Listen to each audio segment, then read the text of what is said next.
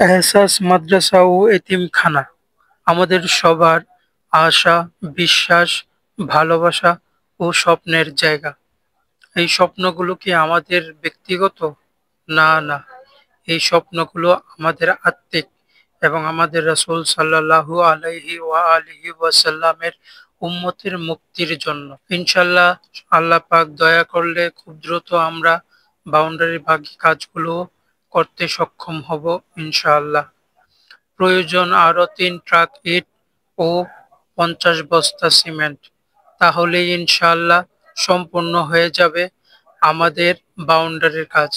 এবং বাকি যে কাজগুলো রয়েছে মাদ্রাসার সেগুলোও সুন্দরভাবে হবে যদি আপনারা সবাই সহযোগিতা ও ভালোবাসার হাত বাড়িয়ে দেন। সবার পরিশ্রম, ত্যাগ ও সহযোগিতার মাধ্যমেই ইনশাআল্লাহ আমরা আমাদের কাঙ্ক্ষিত স্বপ্নে পৌঁছতে পারবো এবং আমাদের এহসাস মাদ্রাসা ও এতিমখানার কাজ সুন্দরভাবে সম্পন্ন করতে পারবো।